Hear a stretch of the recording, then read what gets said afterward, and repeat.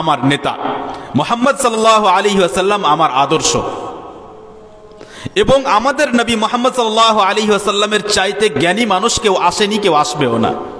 এই বিশ্বাস যদি তার বুকের মধ্যে থাকে, তাহলে সে মুখে দাড়ি রেখে গর্বিত হবে, বলবে এই জন্য দাড়ি রেখেছি কারণ আমাদের নেতা মুহাম্মদ সাল্লাল্লাহু আলাইহি ওয়াসাল্লাম রেখেছেন, আমি তাকে ভালোবাসি, তিনি আমার নেতা, তিনি আমার আদর্শ, আমি গর্বিত যে আমি তার অনুসরণ করি। আমি কখনো লজ্জিত নই, কখনো কোনো জায়গায়, সেটা কোনো কাফেরদের দেশ হোক কিংবা মুসলিমদের দেশ হোক, সেটা যেমন পরিবেশই হোক না কেন, এয়ারপোর্ট হোক, প্লেনের মধ্যে হোক, ট্রেনের মধ্যে হোক, যতই উন্নত পরিবেশে হোক না কেন, আমি কখনো লজ্জিত বোধ করব না যে আমি মুখে দাড়ি রেখেছি।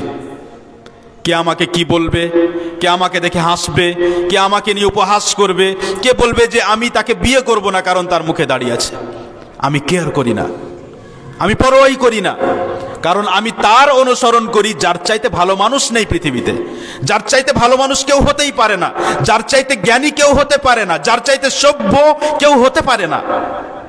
যখন তার চাইতে সভ্য কেউ নয়, তাহলে আমি অন্য কার অনুসরণ করব কেন? আমি কি এতই নগণ্য, আমি কি এতই তুচ্ছ যে কোনো ব্যক্তি আসবে আর নিজের আমাকে ফলোয়ার বানিয়ে নেবে? যে কোনো ব্যক্তির চেহারা দেখব, তার পোশাক দেখব, আর আমি নিজেকে পরিবর্তন করব তার মতো? তাহলে আমার মূল্য কই? আমি মুসলিম হিসেবে, আমি মুসলিমের সন্তান হিসেবে আমার সম্মান ও মর্যাদা হলো যে আমার একমাত্র আইডিয়াল ও আদর্শ মুহাম্মদ সাল্লাল্লাহু আলাইহি ওয়াসাল্লাম। আমি গর্বিত যে আমি এমন এক নবীকে পেয়েছি যিনি সমস্ত নবীদের লিডার ও সর্দার। আমি এমন এক নবীকে পেয়েছি যাকে কোরআনে কারীম নামক এমন এক কিতাব দান করা হয়েছে, যেই কিতাব পূর্বের কিতাবগুলোর জন্য বিচারক স্বরূপ, যে কিতাব সিদ্ধান্ত নিবে, বিচার করবে যে পূর্বের কিতাবের কোন বিধান বাকি থাকবে, কোনটি বিধান বাকি থাকবে না। আমি মুসলিম হিসেবে গর্বিত যে আমি এমন এক নবীর উম্মত, যে এই উম্মত আয়ু সময় কম পেয়েছে, এই উম্মতের বয়স কম, এই উম্মতের আয়ু কম, কিন্তু এই উম্মতকে নেকি করার এত সুযোগ দেওয়া হয়েছে যে পূর্বের জাতিদের তুলনায় এই উম্মত বেশি বেশি জান্নাতে প্রবেশ করবে, এবং পূর্বের জাতিদের তুলনায় এই উম্মতের মানুষরাই বেশি উঁচু স্থানে যাবে যদি নবী সাল্লাল্লাহু আলাইহি ওয়াসাল্লামের অনুসরণ করে। আমি এমন এক নবীর উম্মত যে নবীকে যখন ইবাদত হিসেবে সালাত দান করা হলো, নামাজ দেওয়া হলো, তখন 5 ওয়াক্ত নামাজ ফরজ করে আল্লাহ রাব্বুল আলামিন ওয়াদা করেছেন যে 50 ওয়াক্ত নামাজ পরিমাণ নেকি দান করব। তাহলে আমি কখনো কোনো পরিস্থিতিতে নবী সাল্লাল্লাহু আলাইহি ওয়াসাল্লামের অনুসরণ করে লজ্জাবোধ করব না। কোনো ব্যক্তিকে দেখে, কোনো সমাজকে দেখে, কোনো মানুষের অবস্থা দেখে, কোনো পরিস্থিতিতে আমি নবী সাল্লাল্লাহু আলাইহি ওয়াসাল্লামকে ছাড়ব না। সাহাবায়ে কেরাম যখন নবী সাল্লাল্লাহু আলাইহি ওয়াসাল্লামের প্রতি ঈমান আনলেন, যখন মুহাম্মদ বলে একজন ব্যক্তিকে নবী হিসাবে মানলেন যে ইনি এমন একজন মানুষ যার কাছে স্বয়ং আল্লাহ তাআলার পক্ষ থেকে ফেরেশতা আসেন, যখন এই বিশ্বাস তাদের বুকের মধ্যে গেল, তখন তিনি যে কথা বলতেন, যে কোনো কথা বলতেন, সেই কথাকে তারা গ্রহণ করতেন, আঁকড়ে ধরতেন। কোনো ব্যক্তি কোনো শাস্তি দিয়ে সেই কথা থেকে তাদেরকে ফেরাতে পারত না। নবী সাল্লাল্লাহু আলাইহি ওয়াসাল্লাম আমাদের জন্য নিয়ামত। নবী সাল্লাল্লাহু আলাইহি ওয়াসাল্লাম আমাদের প্রতি অত্যন্ত দয়ালু ছিলেন। নবী সাল্লাল্লাহু আলাইহি ওয়াসাল্লাম উম্মতের প্রত্যেকটি মানুষকে জাহান্নামের আগুন থেকে বাঁচানোর চেষ্টা করতে থেকেছেন। নবী সাল্লাল্লাহু আলাইহি ওয়াসাল্লাম আমাদেরকে এমন এক দ্বীন দিয়েছেন যেই দ্বীনকে তিনি স্পষ্ট করে গেছেন, যেই দ্বীনের বিধানকে, বিশ্বাস ও আকীদাকে স্পষ্ট করে গেছেন, আমাদেরকে সোজা রাস্তা দেখিয়ে গেছেন, এবং ভবিষ্যতে কি হবে, কিভাবে মানুষ বিভ্রান্ত হবে, সে সময় তোমাদেরকে কি করতে হবে, সে রাস্তা দেখিয়ে গেছেন। যখন মানুষ মতভেদ করবে, মানুষ বুঝতে পারবে না যে কোন দিকে যাই, তখন রাস্তা দেখিয়েছেন যে তোমরা কোরআন এবং আমার সুন্নাত অর্থাৎ হাদিসকে আঁকড়ে ধরবে। এখন প্রশ্ন হলো যে সবাই যদি দাবি করে যে আমার কাছে কোরআন আছে, আমার কাছে হাদিস আছে, তাহলে আমি যাব কোন দিকে? এই প্রশ্নের উত্তর হলো যে যদি আপনি সত্যবাদী হন তাহলে আল্লাহ তাআলা আপনার রাস্তা তৈরি করবেন। যদি আপনি সত্যবাদী হন যে আমি সঠিক জানতে চাই, তাহলে আল্লাহ তাআলা আপনাকে সেই জায়গায় পৌঁছে দিবেন। সাহাবায়ে কেরাম যখন নবী সাল্লাল্লাহু আলাইহি ওয়াসাল্লাম নবী হলেন, নবুয়ত পেলেন, তাদের ওপর যন্ত্রণা, তাদের ওপর শাস্তি শুরু হলো, তাদেরকে বিভিন্ন ধরনের কষ্ট দেওয়া শুরু হলো। এক পর্যায়ে সাহাবায়ে কেরাম যেন কষ্টের বিষয়ে অস্থির হয়ে গিয়ে কষ্ট সহ্য করা তাদের জন্য যেন কঠিন হয়ে গিয়েছিল। নবী সাল্লাল্লাহু আলাইহি ওয়াসাল্লামের কাছে এসে দোয়া করতে বললেন, আপনি কি আমাদের জন্য দোয়া করবেন না? এই কঠিন পরিস্থিতি আমাদের জন্য কঠিন হয়ে গেছে, এত শাস্তি আমাদেরকে দেওয়া হচ্ছে, আপনি কি আমাদের জন্য আল্লাহ তাআলার কাছে সহযোগিতা চাইবেন না? ইমাম বুখারী রাহিমাহুল্লাহ বর্ণনা করেন, খাব্বাব ইবনুল আরাত একজন সাহাবী, খাব্বাব রাদিয়াল্লাহু আনহু এই নামে তিনি পরিচিত। খাব্বাব ইবনুল আরাত রাদিয়াল্লাহু আনহু সে সমস্ত সাহাবায়ে কেরামের অন্তর্ভুক্ত যাদেরকে সবচাইতে বেশি শাস্তি দেওয়া হয়েছিল মক্কায়। তিনি বলেন যে আমি নবী সাল্লাল্লাহু আলাইহি ওয়াসাল্লামের কাছে আসলাম, শাকাউনা ইলা রাসূলিল্লাহি সাল্লাল্লাহু আলাইহি ওয়াসাল্লাম, এবং আমরা তার কাছে অভিযোগ পেশ করলাম যে আমরা অনেক কষ্টের মধ্যে আছি। ওয়া হুয়া মুতাওয়াসসিদুন বুরদাতান লাহু ফি যিল্লিল কাবা, নবী সাল্লাল্লাহু আলাইহি ওয়াসাল্লাম একটি চাদর মাথার তলায় রেখে কাবা শরীফের ছায়ায় বিশ্রাম নিচ্ছিলেন, কাবার পাশে শুয়েছিলেন, বিশ্রাম নিচ্ছিলেন এবং মাথার নিচে একটি চাদর রেখেছিলেন। আমরা এসে নবী সাল্লাল্লাহু আলাইহি ওয়াসাল্লামকে বললাম, আলা তাস্তানসিরু লানা আলা তাদউ লানা, হে নবী সাল্লাল্লাহু আলাইহি ওয়াসাল্লাম, আপনি কি আমাদের জন্য আল্লাহ তাআলার কাছে সহযোগিতা চাইবেন না? আপনি কি আমাদের জন্য আল্লাহ তাআলার কাছে দোয়া করবেন না যাতে আল্লাহ তাআলা আমাদেরকে এই বিপদ থেকে মুক্তি দান করেন, এই কষ্ট থেকে মুক্তি দান করেন? দিনের ওপর টিকে থাকা আমাদের জন্য কঠিন হয়ে যাচ্ছে। নবী সাল্লাল্লাহু আলাইহি ওয়াসাল্লাম সাহাবায়ে কেরামকে ধৈর্য ধারণ করার শিক্ষা দিলেন এবং নবী সাল্লাল্লাহু আলাইহি ওয়াসাল্লাম এমন উদাহরণ পেশ করলেন যে সেই উদাহরণ শোনার পর সাহাবায়ে কেরাম আর কখনো অভিযোগ করবেন না। নবী সাল্লাল্লাহু আলাইহি ওয়াসাল্লাম বললেন, قد كان من قبلكم يؤخذ الرجل فيحفر له في الأرض فيجعل فيها فيجاء بالمنشار فيوضع على رأسه فيجعل نصفين। তোমাদের পূর্বের জাতিদের মধ্যে মানুষকে যারা ঈমান আনতো, যারা সেই নবীর ওপর ঈমান আনতো, বিশ্বাস করত, এমন ভাবে শাস্তি দেওয়া হতো যে একজন ব্যক্তিকে ধরে এনে তার জন্য একটা গর্ত খনন করা হতো মাটিতে, সে ব্যক্তিকে সেই গর্তে রেখে দেওয়া হতো, তারপরে আড়ি নিয়ে এসে, যে আড়ি দিয়ে কাঠ চেরাই করা হয়, আড়ি নিয়ে এসে তার মাথার ওপর রেখে তাকে দুই খণ্ডে ভাগ করে দেওয়া হতো, তাকে চিরে দেওয়া হতো, তাকে দুই খণ্ড করে দেওয়া হতো। ওয়ায়ুমশাতু বিআমশাতিন মিনাল হাদিদ মা দুনা লাহমিহি ওয়া আযমিহি, লোহার চিরুনি দিয়ে, চিরুনি যা লোহা দিয়ে তৈরি, ধারালো লোহার চিরুনি দিয়ে শরীরে আঘাত করা হতো, সিথি করে দেওয়া হতো, যেমন চুল সিথি করা হয়, এবং মাংস চামড়া ছিঁড়ে যেত। ফামা ইয়াসুদ্দুহু যালিকা আন দীনিহি, এত কঠিন শাস্তিও তাকে তার দিন থেকে বিমুখ করতে পারত না, এত কঠিন শাস্তিও তাকে তার দিন থেকে ফিরিয়ে দিতে পারত না। والله لا يتمن هذا الأمر حتى يسير الراكب من صنعاء إلى حضرموت لا يخاف إلا الله والذئب على غنمه ولكنكم تستعجلون। আল্লাহর কসম, আমি যে দিন নিয়ে এসেছি এদিন অবশ্যই, এদিনের কাজ অবশ্যই সম্পন্ন হবে, এমন অবস্থা হবে, এমন পরিবেশ তৈরি হবে যে মানুষ আল্লাহ তাআলাকে ছাড়া কাউকে ভয় করবে না, এমন পরিবেশ তৈরি হবে যে সানআ নামক জায়গা থেকে হাজরামাউত পর্যন্ত, এই দুইটি জায়গা ইয়ামানে অবস্থিত, এই জায়গা থেকে এই জায়গা পর্যন্ত একজন সফর করবে, ভ্রমণ করবে, আল্লাহ তাআলা ছাড়া কারো ভয় থাকবে না, এমন নিরাপত্তার পরিবেশ থাকবে।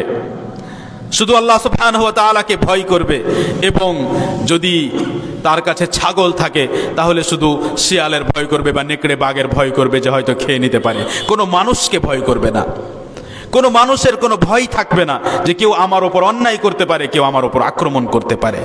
সেদিন আসবে। ওয়ালাকিন্নাকুম তাস্তাজিলুন, কিন্তু তোমরা খুব তাড়াহুড়া করো, তোমরা খুব দ্রুত কাজ পছন্দ করো, তোমরা চাও যে সব কিছু তাড়াতাড়ি হয়ে যাক। যখন মুসলিমদের ওপর পূর্বে যখন কঠিন শাস্তি এসেছে, তখন এই কঠিন শাস্তি কেমন কঠিন ছিল তার একটি দৃশ্য আমরা শুনলাম। কিভাবে লোহার চিরুনি দিয়ে আমাদের সাথে যদি তা করা হয় কি অবস্থা হবে। আমাদের মধ্যে কোনো একজন ব্যক্তিকে ধরে যদি কোনো গর্তে রেখে তাকে চিরে দেওয়া হয় আড়ি দিয়ে, তার কি অবস্থা হবে। আশেপাশের যারা মুসলিম তাদের কি অবস্থা হবে। কতজন সেই ঈমানের ওপর টিকে থাকতে পারবে কল্পনা করুন। নবী সাল্লাল্লাহু আলাইহি ওয়াসাল্লাম যখন মক্কায় ইসলামের দাওয়াত নিয়ে আসলেন, তখন সাহাবাকে যেভাবে শাস্তি দেওয়া হয়েছে তার একটা দৃশ্য বেলাল রাদিয়াল্লাহু আনহুকে গরম বালুর ওপরে শুইয়ে দেওয়া হতো এবং বুকের ওপর পাথর রাখা হতো। সৌদি আরবের উত্তপ্ত বালু, তার ওপর কোনো ব্যক্তিকে শুইয়ে দেওয়া হলে তার কি অবস্থা হতে পারে, এবং তার ওপরে পাথর রাখা হতো। তুমি তোমার দিন থেকে ফিরে আসছো নাকি এর শাস্তি চলমান থাকবে।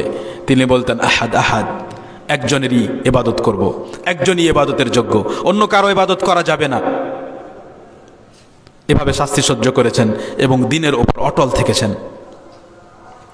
সম্মানিত দিনী ভাইয়েরা, নবী সাল্লাল্লাহু আলাইহি ওয়াসাল্লাম ভবিষ্যতের এক সময়ের কথা উল্লেখ করেন। আমরা জানি না যে সে সময় এখন এসেছে কিনা, কিন্তু তিনি উল্লেখ করেছেন ভবিষ্যতে এক কঠিন সময় আসবে।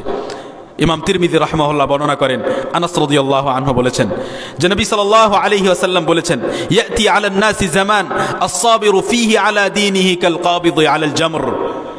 এমন এক সময় আসবে, এমন এক সময় আসবে যে সেই সময় যে ব্যক্তি নিজের দ্বীনকে আঁকড়ে ধরে থাকবে, তার উপমা হবে, তার উদাহরণ হবে সেই ব্যক্তির মতো যে নিজের হাতে অগ্নিকুণ্ড ধরে আছে, আগুনের টুকরা ধরে আছে। হাতে আগুনের টুকরা ধরে থাকা, অগ্নিকুণ্ড ধরে থাকা যত কষ্টপ্রদ হবে, যত কষ্টদায়ক হবে, তেমনি কষ্টদায়ক হবে দ্বীনের ওপর টিকে থাকা।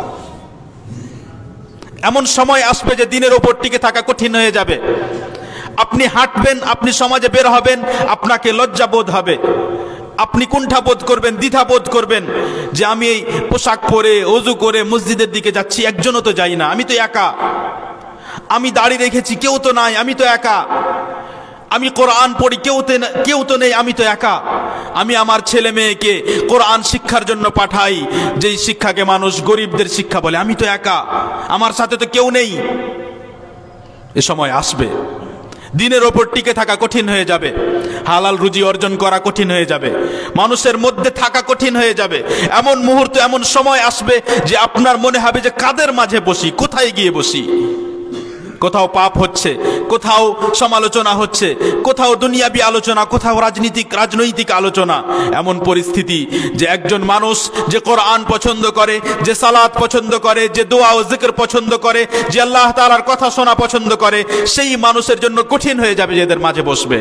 সে মানুষ এদের মাঝে বসলে সব সময় যেন কষ্ট অনুভব করবে বুকের মধ্যে। এমন পরিস্থিতি আসবে।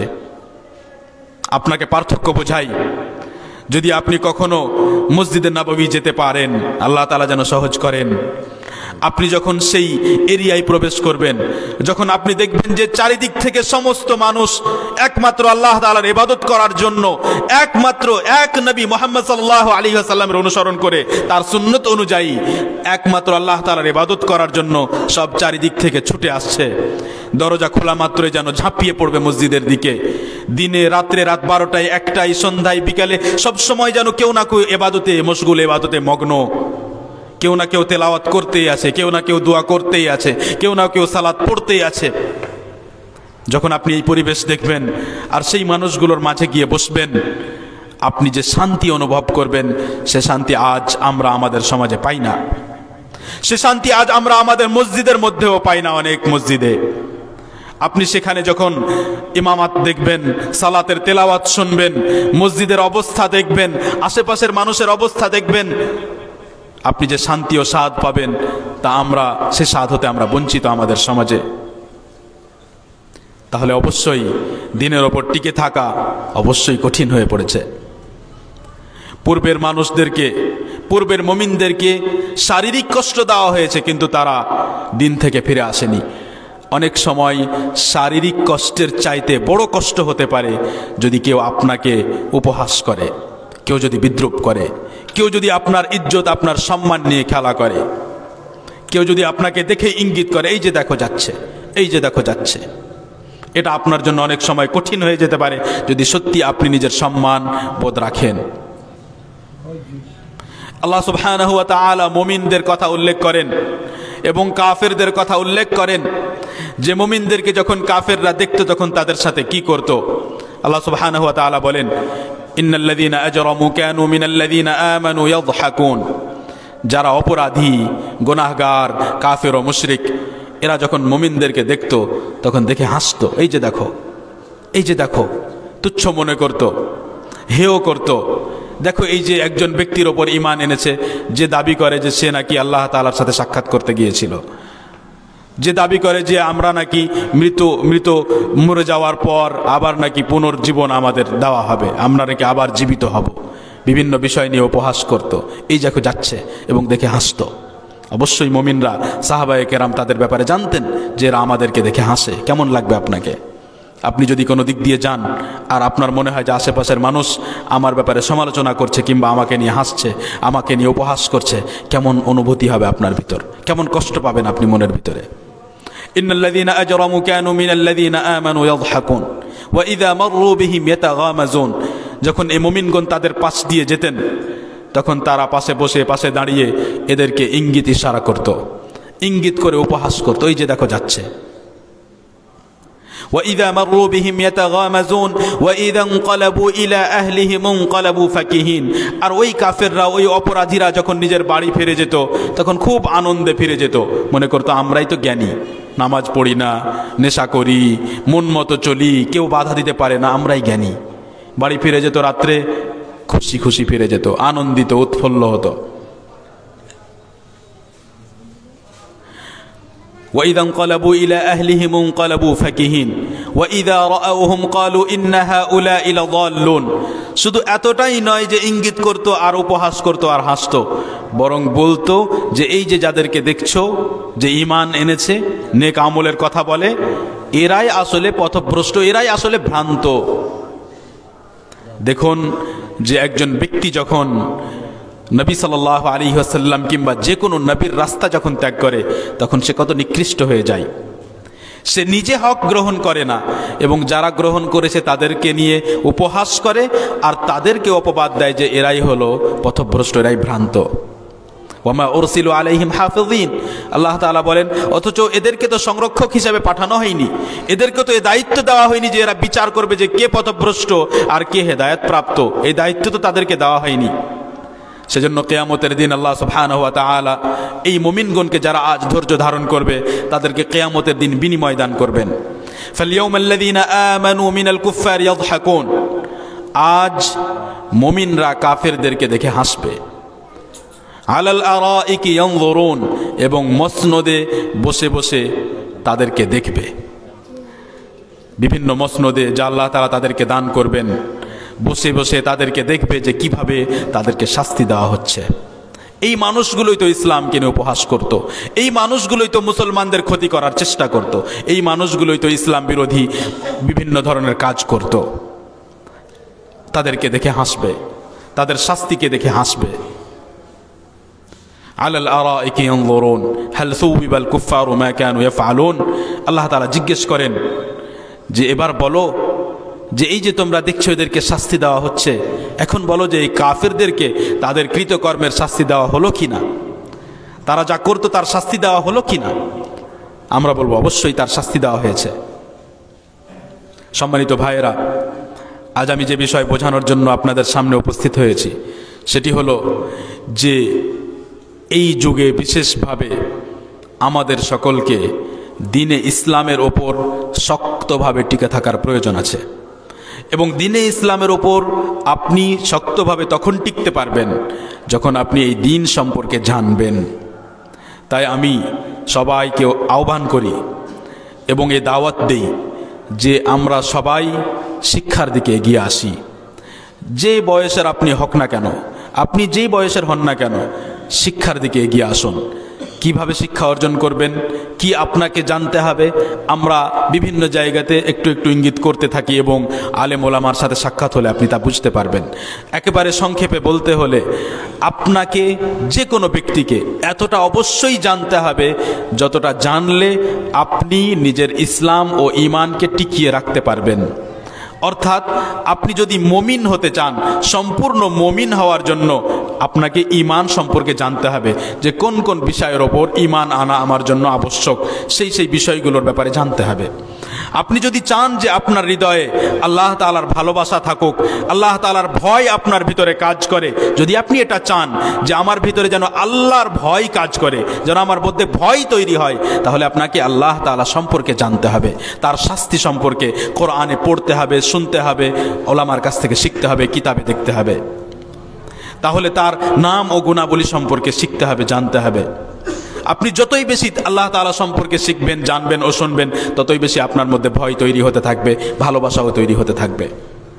যখন কোনো ব্যক্তির ব্যাপারে বলা হয় যে এই ব্যক্তি নামাজ পড়ে না, সালাত পড়ে না, একটু একে নসিহাত করুন, আমরা বলবো যে তাকে নামাজের ব্যাপারে নসিহাত করার পূর্বে তার ঈমান সম্পর্কে তাকে উপদেশ দিন, তাকে আল্লাহ তাআলা সম্পর্কে বলুন, তাকে মুহাম্মদ সাল্লাল্লাহু আলাইহি ওয়াসাল্লাম সম্পর্কে জানান যে তোমার সম্পর্ক কার সাথে, তোমার সম্পর্ক আল্লাহর সাথে, তোমার সম্পর্ক এক নবীর সাথে যার নাম মুহাম্মদ সাল্লাল্লাহু আলাইহি ওয়াসাল্লাম, এবং এরা কারা, এদের সম্মান ও মর্যাদা কি, এরা কেমন, এদের ব্যাপারে তাকে জানানোর প্রয়োজন আছে।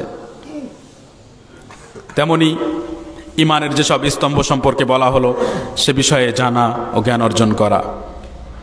এর সাথে সাথে আমলের ব্যাপারে যখন আমরা আসব, তখন যেই আমলগুলো আমার ওপরে করা ওয়াজিব ও আবশ্যক, ওযু করা, সালাত আদায় করা, সিয়াম রাখা অর্থাৎ রোজা রাখা, যদি আমার কাছে সম্পদ থাকে যাকাত আদায় করা, প্রতিবেশীর হক আদায় করা, পিতামাতার হক, স্বামী স্ত্রীর হক, ছেলের হক, যত হক আছে, যত ওয়াজিব আমার ওপরে কাজ আছে, এক মুসলিমের সাথে আমাকে কি আচরণ করতে হবে, কোনটা আমার জন্য হারাম, কোনটা আমি করতে পাবো, যখন ব্যবসার বিষয় আসবে কিভাবে ব্যবসা করা হালাল, কিভাবে ব্যবসা করা হারাম, কোন কোন ব্যবসা হারাম, কোন কোন ব্যবসা হালাল, সব জানতে হবে। প্রত্যেকটা বিষয় আপনাকে জানতে হবে যেটা আপনি করতে যাচ্ছেন, যে বিষয়ে আপনি পদক্ষেপ নিচ্ছেন সেটাকে আপনাকে জানতে হবে। আপনি মোবাইলের মাধ্যমে ইনকাম করতে চান, যে মোবাইলে আমার কাছে একটি মেসেজ আসলো যে তুমি যদি এটা করো, এটা করো, এটা করো, তাহলে তোমাকে এতটা পয়সা দেওয়া হবে, আপনাকে জানতে হবে যে এটা করা জায়েজ না না জায়েজ, এইভাবে পয়সা ইনকাম করা যাবে না যাবে না। আপনাকে কেউ বলল যে যদি ইউটিউবে ভিডিও দাও তাহলে ইউটিউবের মাধ্যমে ইনকাম করতে পারবে, আপনি শুরু করে দিলেন, কেউ রান্না শুরু করে দিলেন, কেউ এটা শুরু করে দিলেন, কেউ নিজের ব্যবসা দেখাচ্ছেন, কেউ নিজের বাড়ি দেখাচ্ছেন, কিন্তু আসলে জানলেন না যে এই ইনকাম আসলে হালাল না হারাম, নাকি সন্দেহযুক্ত। যদি সন্দেহযুক্ত হয় তবু আপনি জ্ঞানবান হলে, বিবেকবান হলে, জ্ঞানী ব্যক্তি হলে আপনি বলবেন না আমার প্রয়োজন নেই, যেহেতু সন্দেহযুক্ত।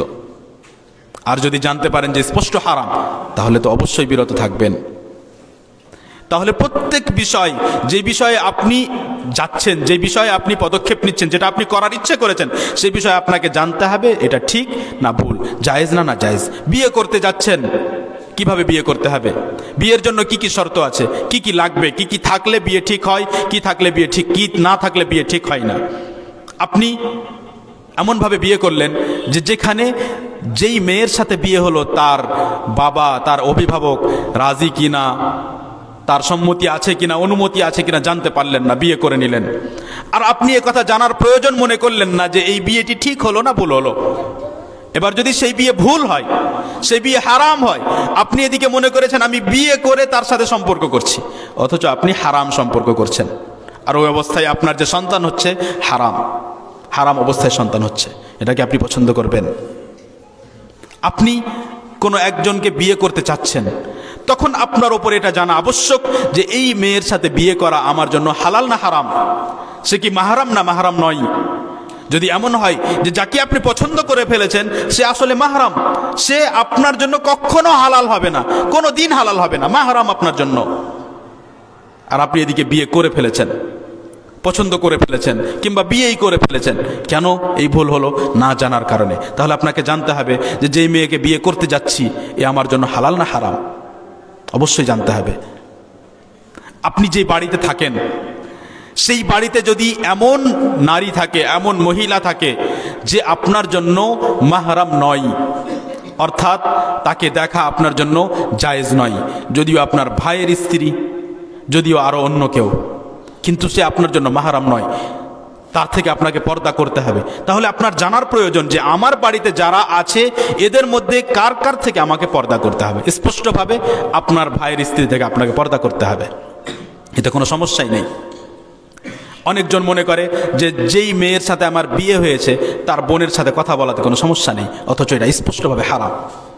না তার দিকে দেখা জায়েজ, না তার সাথে কথা বলা জায়েজ।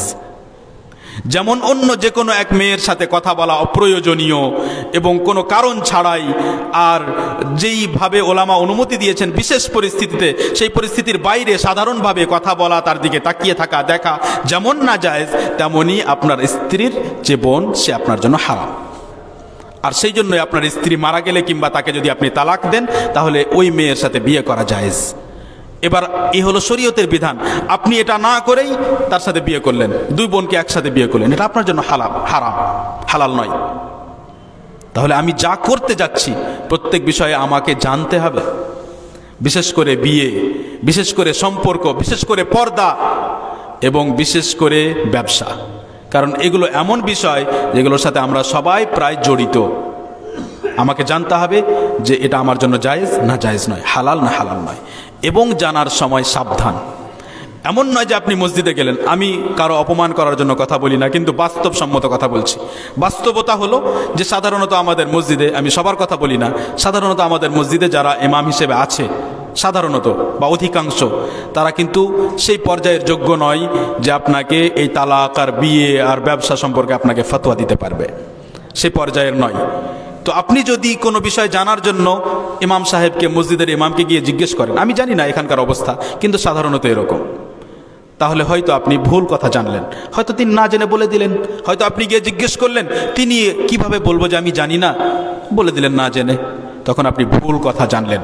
অথচ আল্লাহ তাআলার ভয় থাকলে কোনো ব্যক্তি না জেনে কথা বলবে না। ইবনে মাসউদ রাদিয়াল্লাহু আনহু বলেন, ইন্না মিনাল ইলমি আন ইয়াকুলা আর-রাজুল লিমা লা ইয়ালাম আন ইয়াকুল আল্লাহু আ'লাম। এটাও একটা ইলম, এটাও একটা জ্ঞান, এটাও একটা শিক্ষা ও ইলম যে কোনো ব্যক্তি যদি না জানে তো বলবে আল্লাহ বেশি ভালো জানেন, আমি জানি না।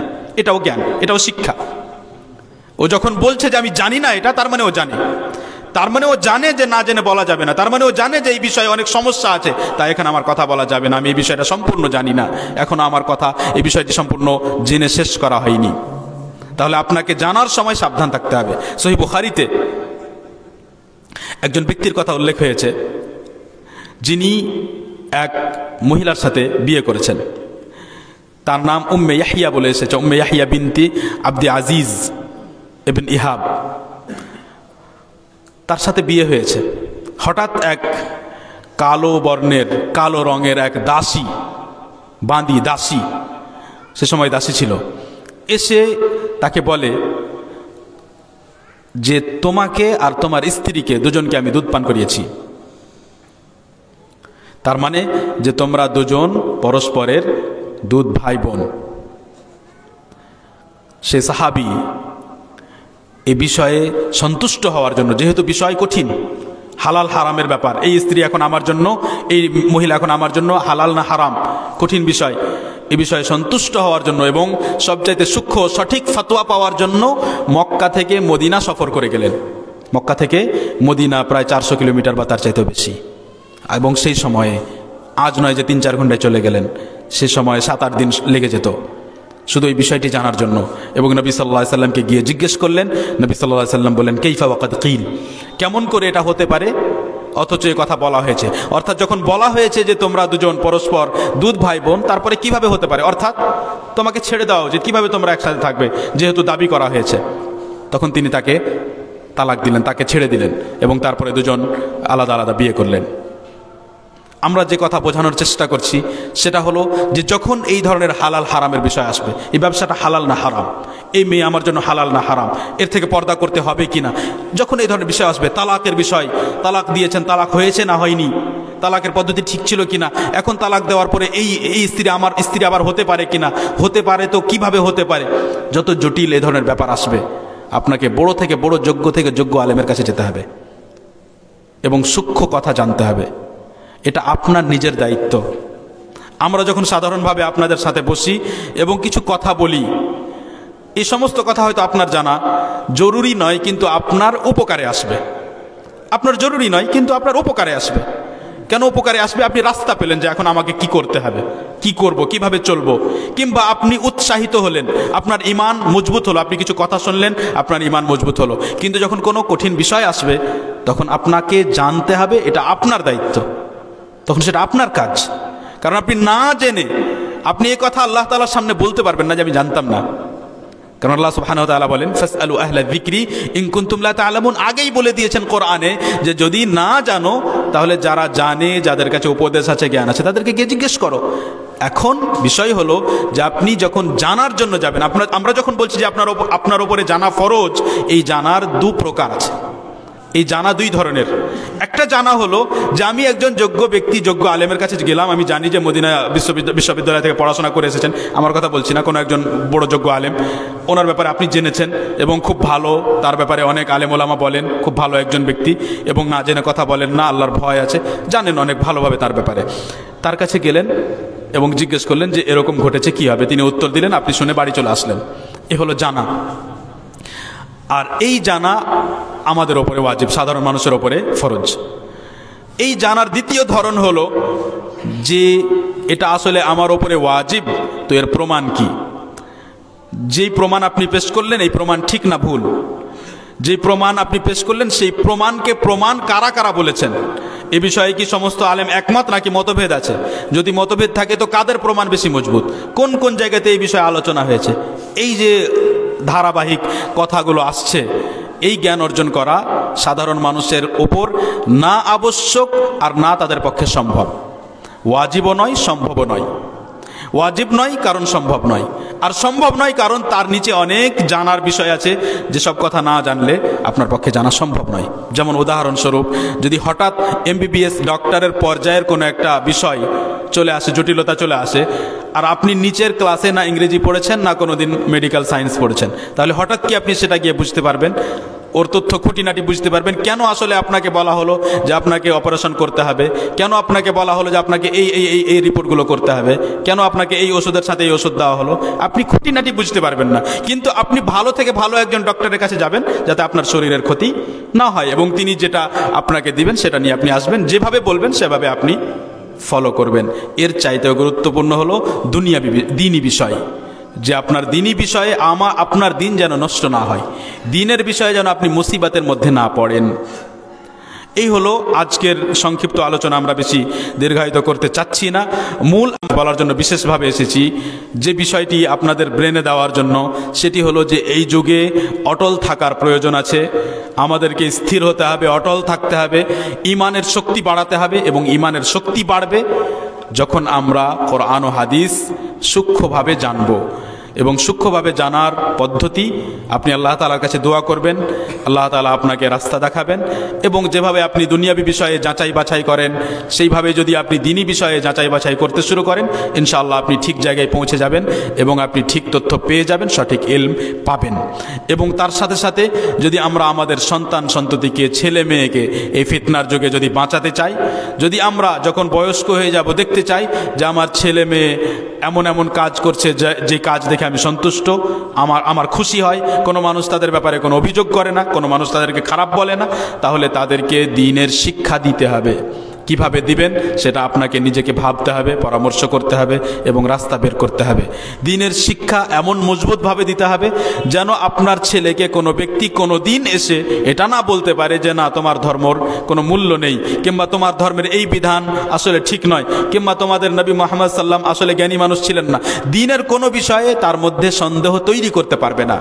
হ্যাঁ, তার দ্বারাই কোনো সময় ভুল হয়ে যেতে পারে, কোনো সময় সে হয়তো একটা নামাজ ছেড়ে দিয়েছে, হয়তো পরে পড়েছে, কোনো সময় হয়তো একটা গুনাহের কাজ করে ফেলেছে, কিন্তু এমন নয় যে সে নিজের দ্বীনকে সম্মান করে না, এমন নয় যে সে নিজের দ্বীনের ব্যাপারে সন্দেহের মধ্যে আছে।